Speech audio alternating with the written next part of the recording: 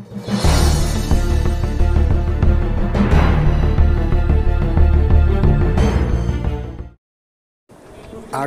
কাণ্ডের প্রতিবাদে তিলোত্তমার বিচারের দাবিতে ধিক্কার সভা অনুষ্ঠিত হলো চাকদাহ বিষ্ণুপুর বাজারে। উপস্থিত ছিলেন মহিলা নেত্রী ফাল্গুনী মিত্র ও রুদ্রনীল ঘোষ এবং বঙ্কিমচন্দ্র ঘোষ, রাহুল সিনহা ও এলাকার আঞ্চলিক নেতা নেত্রী ও কর্মীবৃন্দ।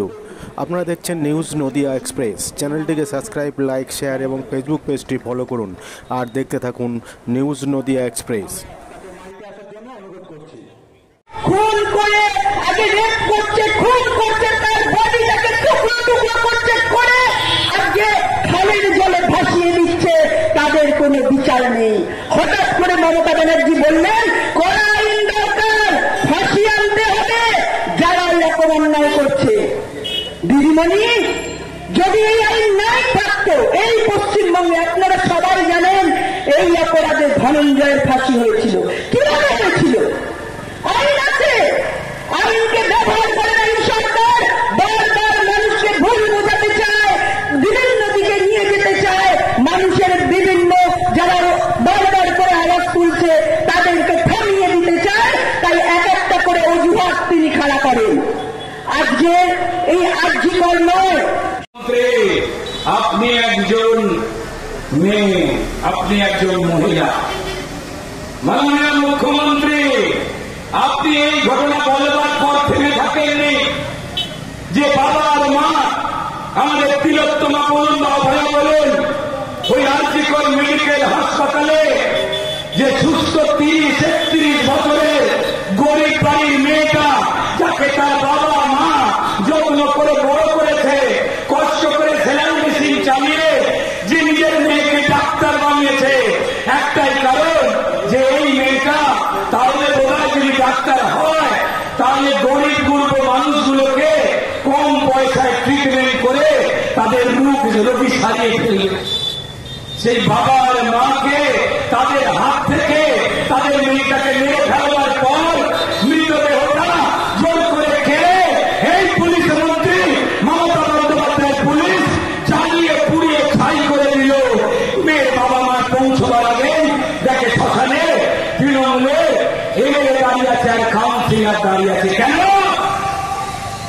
কারণ যদি দ্বিতীয়বার মেয়েটার বডি চিরে পোস্টমর্টম করা হয় তাহলে ধরা পড়ে যাবে মমতা বন্দ্যোপাধ্যায় যে এই মেয়েটার দেহেতে কজন মানুষ মিলে নির্যাতন চালিয়েছিল।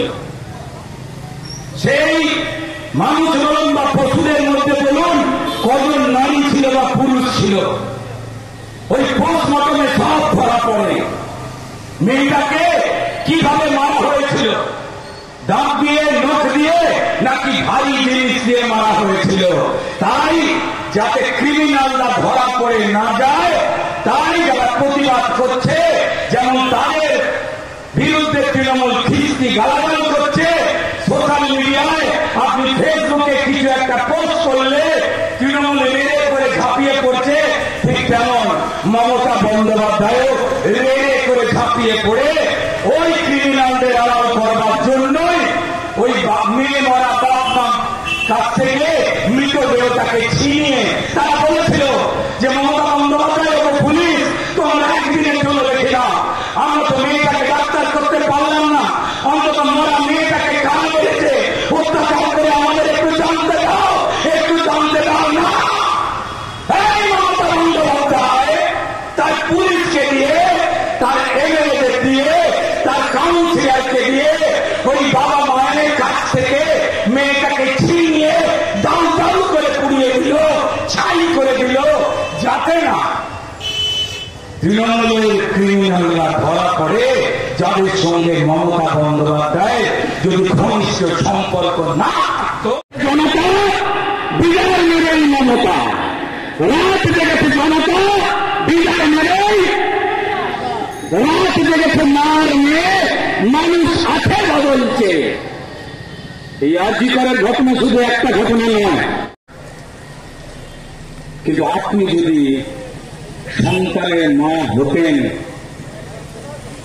তাহলে ওই বাবা মা যার মেয়ের মৃত্যুর দান হিসেবে আপনি মঞ্চ থেকে দাঁড়িয়ে 10 এই মৃত ডাক্তারের বাবা মাকে ধরেই যায়, বলবার পর এই বাবা মাকে মৃত্যুবাদী প্রমাণ করবার জন্য আপনি অ্যানাউন্স করলেন, আমি এ কথা বলিনি।